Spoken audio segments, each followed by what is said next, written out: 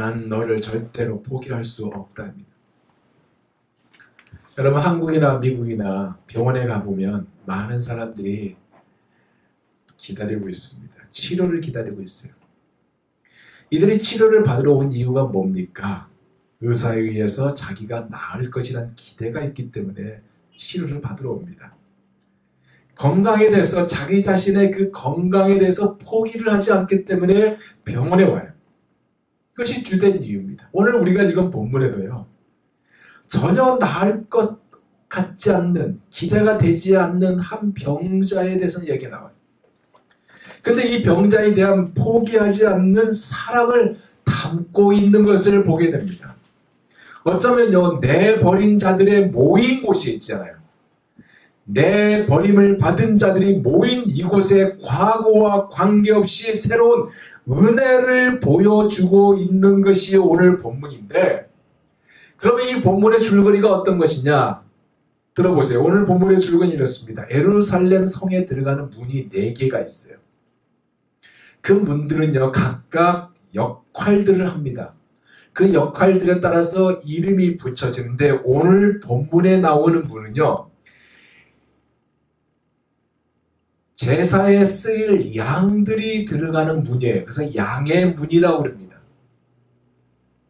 그래서 양문이라는 이름이 붙여진 이곳이고, 이 문 옆에 베데스다라는 연못이 있습니다.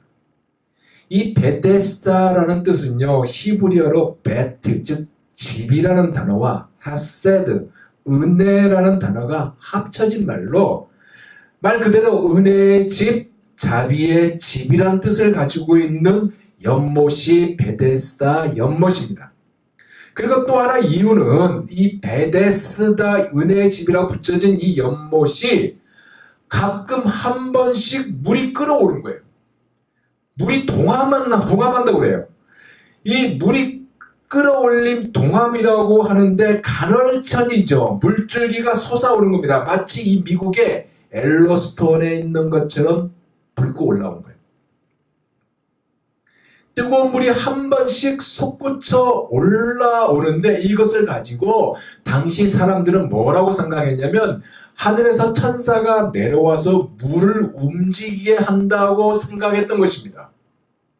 그래서 이것을 그렇게 믿어가지고 이 물이 끌어올릴 때 가장 먼저 물속으로 뛰어 들어간 사람이 어떤 병이든 낫는다는 전해진 이야기 때문에 베데스다, 즉 은혜의 집, 자비의 집이라고 이름이 붙여졌던 것입니다.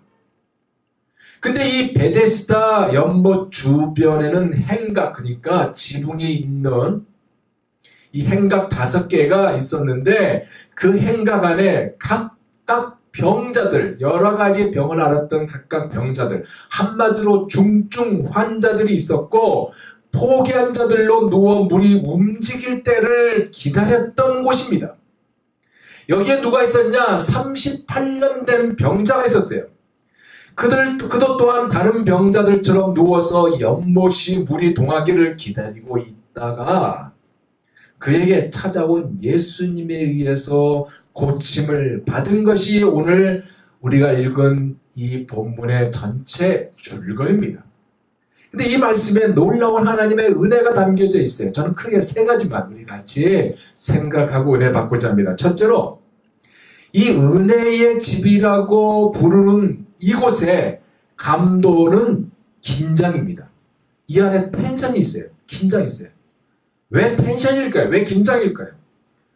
그러니까 은혜의 집이라는데 왜 긴장이냐는 말이 나오냐 이거예요.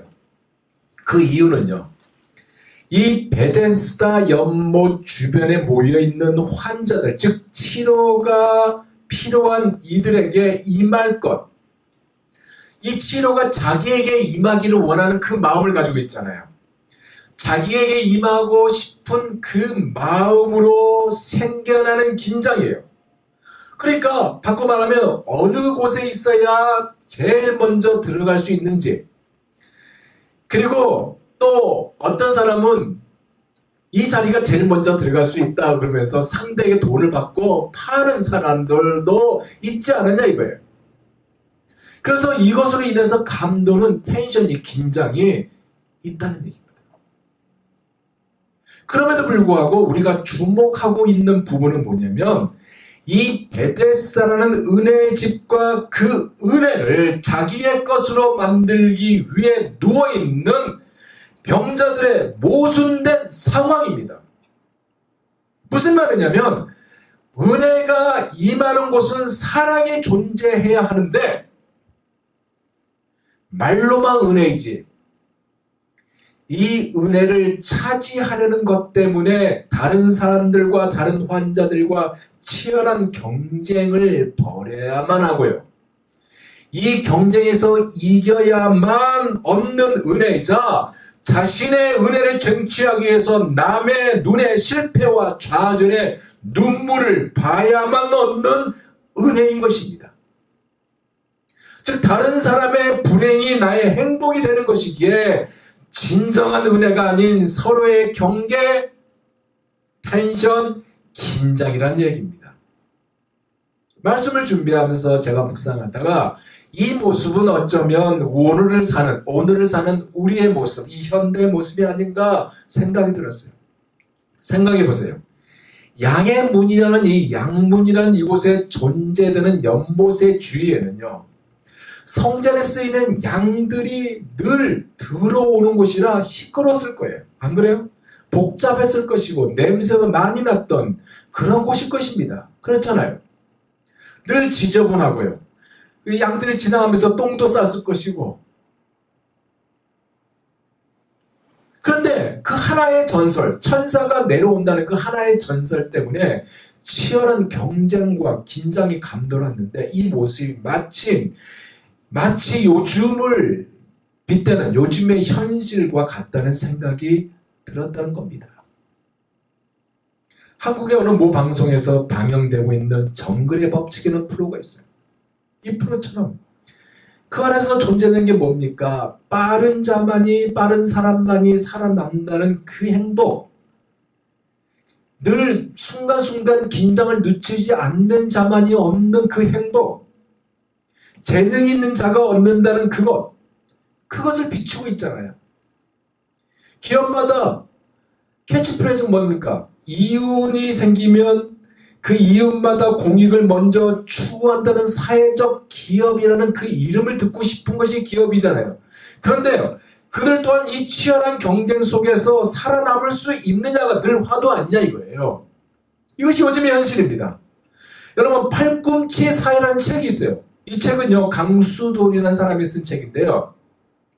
이 책을 보면 경쟁 이데올로기가 내면화된 팔꿈치 사회를 극복하기 위해서는 소통과 연대를 통해 자기 소외와 자기 배신을 극복하고 참된 자아 회복과 초월을 가능하게 해야 한다고 그 책은 말하고 있습니다. 무슨 얘기냐면 우리는요 너무나 복잡한 사회 속에서 팔꿈치를 치면서 살아야 하는 거예요.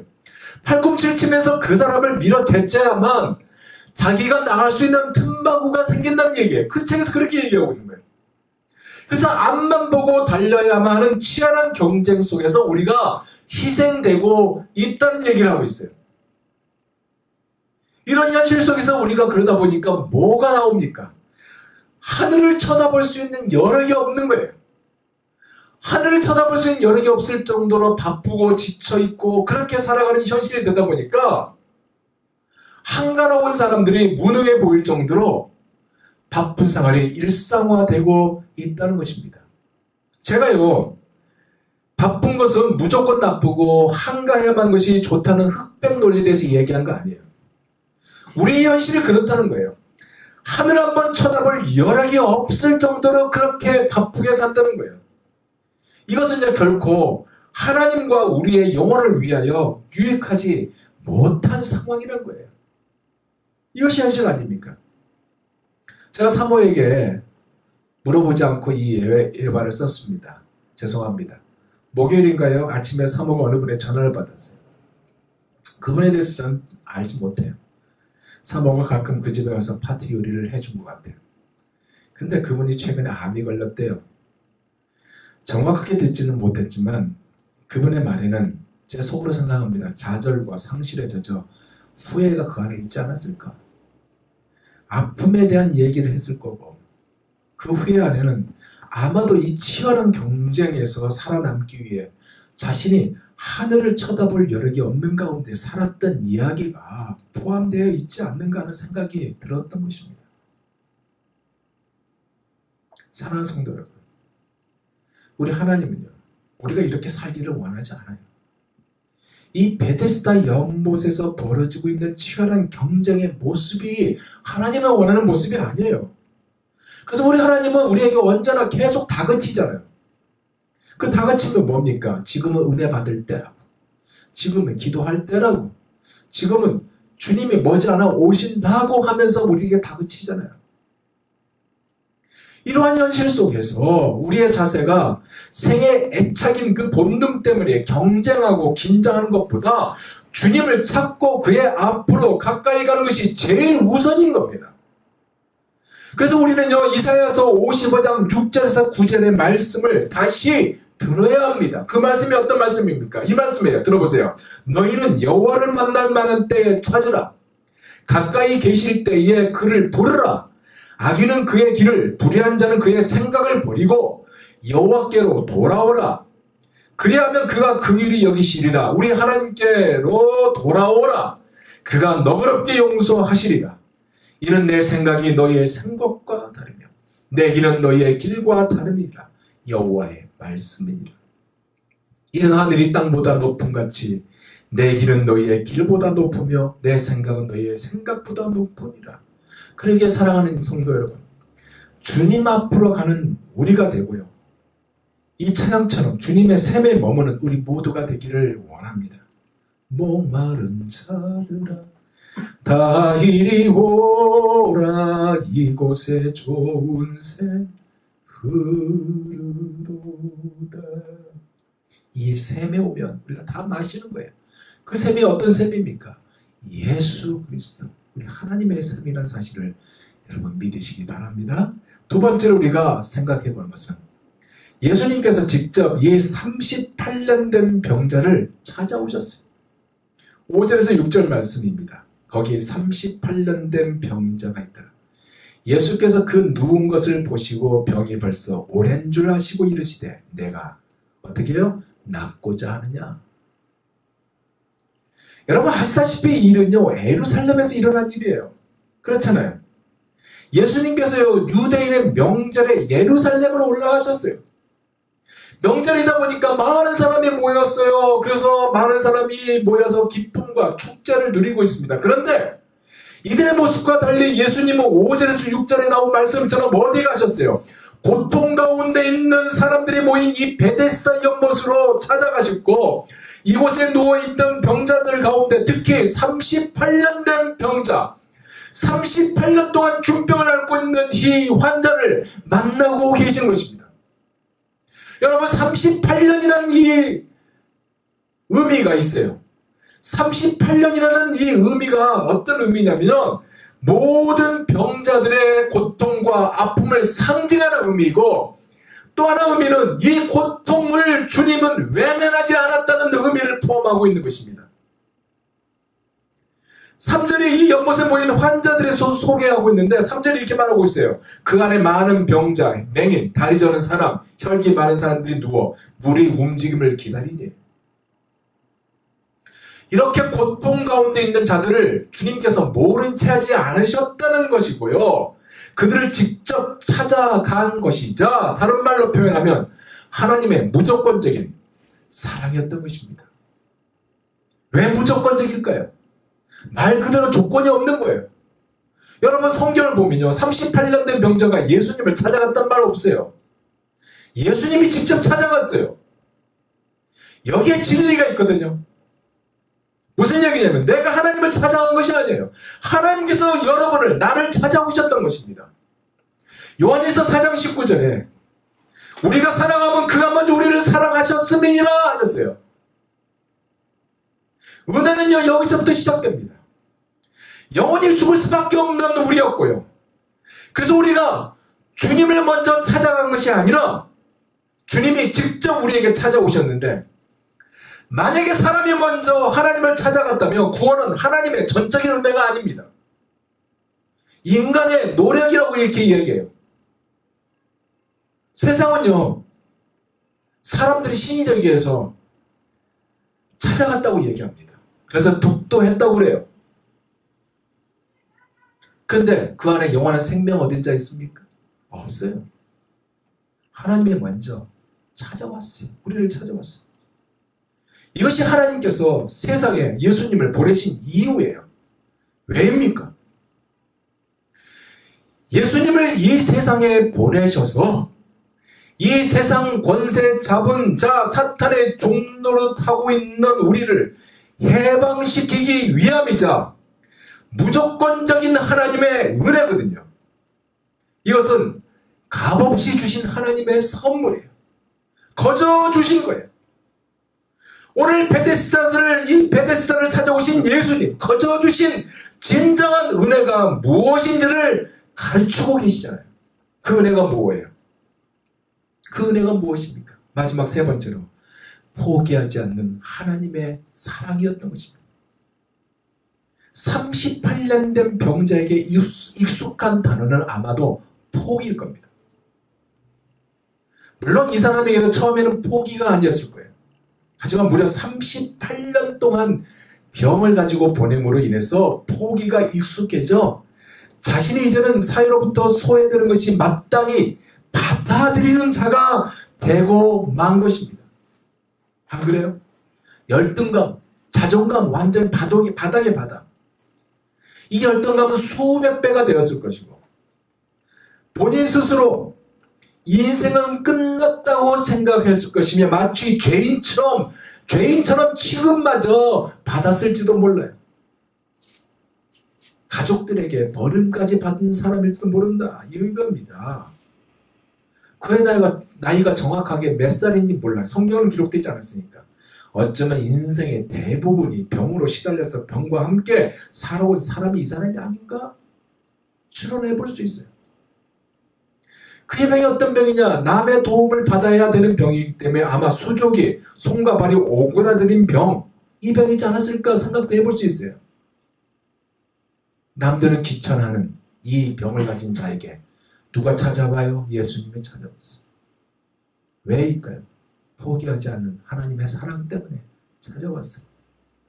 그의 생각은요, 늘 누군가가 도와주어서 물이 동할 때 들어가게 하는 것이 그의 생각이었습니다. 그럼에도 불구하고 오늘 본문에 초점이 있어요. 무엇입니까?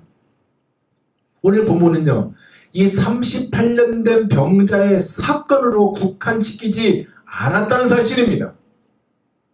우리가 여기에 주목할 부분이 있어요. 이 38년 된 병자가 낫다고 하는 사건이 그냥 오래된 병자가 예수님을 만나 병을 낫다는 기적적인 이야기로 써여지지 않았기 때문에 그런 거예요. 무슨 얘기냐면 여러분 38년 된 병자가 고침을 받은 날이 무슨 날? 안식이라고 그랬어요. 즉 사도 요한은요, 요한복음 안에 이 안식일 논쟁과 연결시키고 있는 겁니다. 안식일 논쟁에 유발된 사건이 바로 이거라고 지적하고 있어요. 안식일은 어떤 안식일입니까? 안식일이 뭐예요? 사실 이스라엘 사람들의 민족의 정체성을 결정짓는 중대한 전통의 안식일이잖아요. 요한이 말하고 있는 것은 안식일을요, 복받는 공식처럼 외적으로 지키기만 했지 참 안식의 의미가 뭔지를 모르는 이들에게 진짜 안식이 무엇인가를 이 사건의 결말인 안식일과 결부시켜서 전개했던 거예요. 9절은 뭐라고 그랬습니까? 9절입니다. 그 사람이 곧 나와서 자리를 들고 걸어가니라. 이 날은 무슨 날? 안식일이니. 그러니까 38년 된 병자가 고침을 받는 날이 안식이란 말로 요한은 결론을 짓고 있거든요.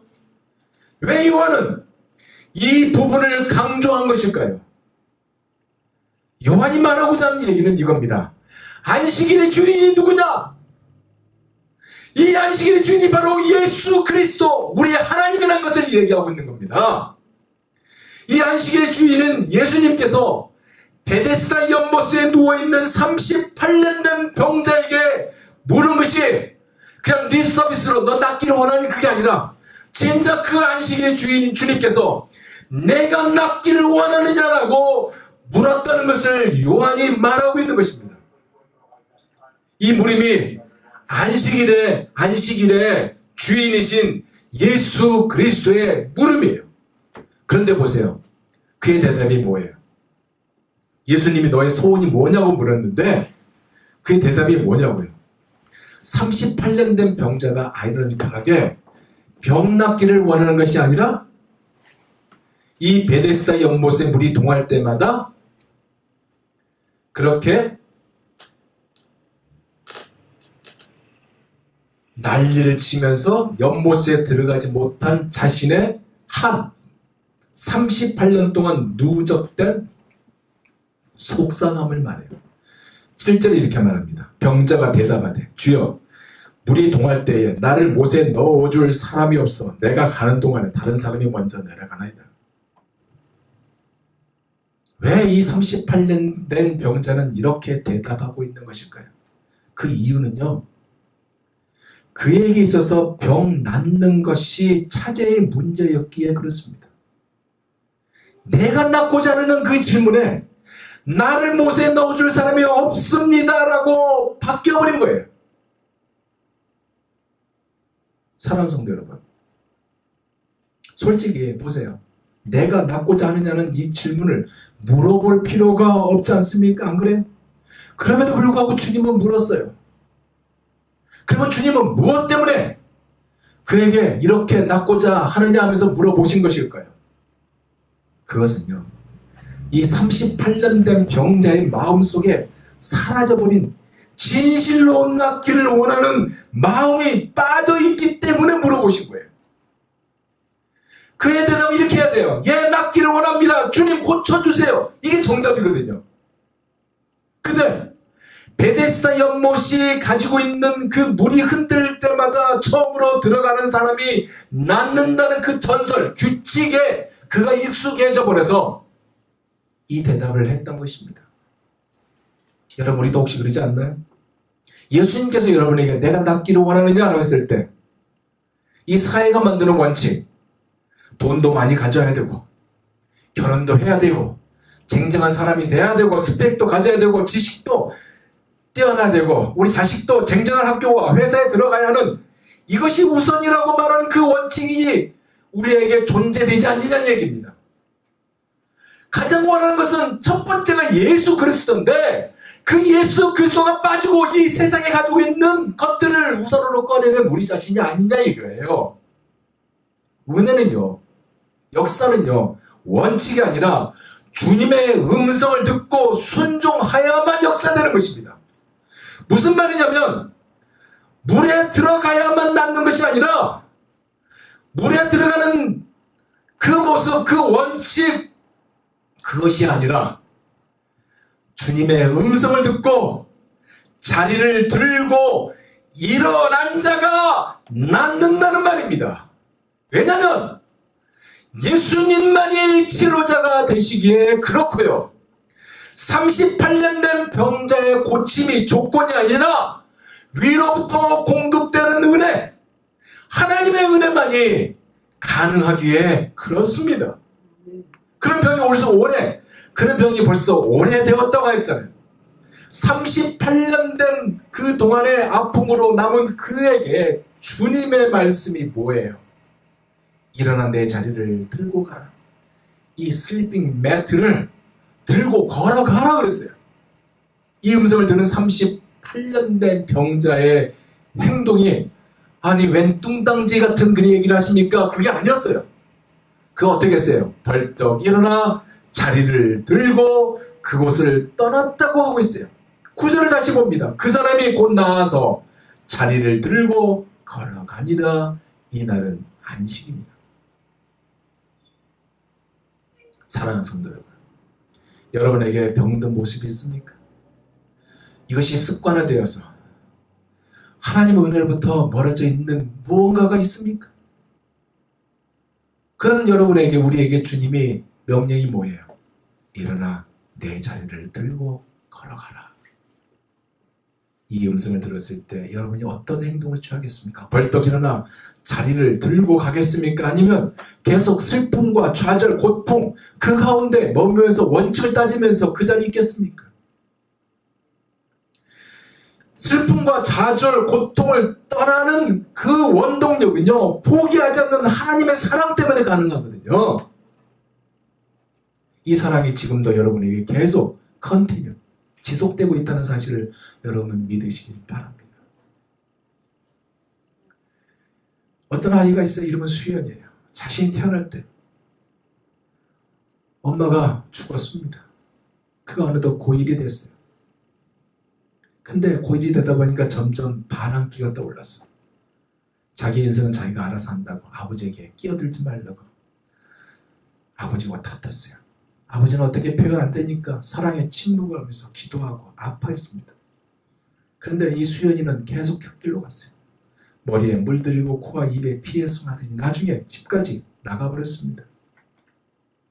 아버지는 이 사랑하는 딸을 위해서 계속 기도했어요. 그가 집 나가기 전에 크리스마스 이브였는데 아빠는 사랑하는 마음으로 딸에게 이렇게 말합니다. 수연아, 오늘은 크리스마스 이브인데 나랑 춤추지 않을래? 그 소리에 수연이는 문을 박차고 나가버렸던 것입니다. 그의 아버지 이름 김영준 씨. 그날은 사실을 딸 수연을 위해서 맛있는 것도 준비하고 좋아하는 옷과 좋아하는 모든 것을 준비해서 딸을 위해서 크리스마스 이브를 보내려고 했는데 딸이 집을 나가버렸어요. 뒤따라갔는데 딸이 보이지 않습니다. 무작정 그가 버스를 탔고 그 버스 종착 지점에 도달했습니다. 호지민을 뒤져보니까 돈이 조금 있어요. 여관을 들어갔어요. 싼 여관을 찾았어요. 근데 그곳에서 밤을 보내려니까 너무 무서워서 잠을 제대로 잘 수 없었고 다시 가족들이 생각나서 돌아가려는데 너무 멀리 왔다는 생각 때문에 포기하고 말았습니다. 길을 가다가 어떤 친구를 만났어요. 그 친구가 자기랑 같이 지내자고 그와 같이 집에서 지내고 있는데 그 친구가 돈을 보여주면서 어디서 춤을 추면 돈을 준다는 거예요. 그래서 그 친구에 따라서 자기가 주특기가 춤이니까 아버지 또래에 있는 사람들 앞에서 춤을 추면서 돈을 법니다. 근데 아버지가 언제 계속 알았는지 사랑의 편지를 계속 이 딸에게 보냈어요. 그럴 때마다 애는 수연이는 화가 나서 그 편지를 벽에다 던져버리고 그리고 심지어 이사까지 했습니다. 찬바람이 심하게 불던 그날 크리스마스 이브였습니다. 일을 마치고 돌아오다가 소인도에 비친 수척해진 자신을 보게 됐어요.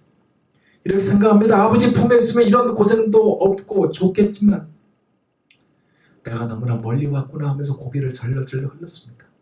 다른 생각을 가지려 했어요. 아버지에게 이 새로운 주소도 알려주지 않았어요. 그런데 방 한쪽에는 수북에 아버지가 보낸 편지가 쌓여 있었거든요. 그런데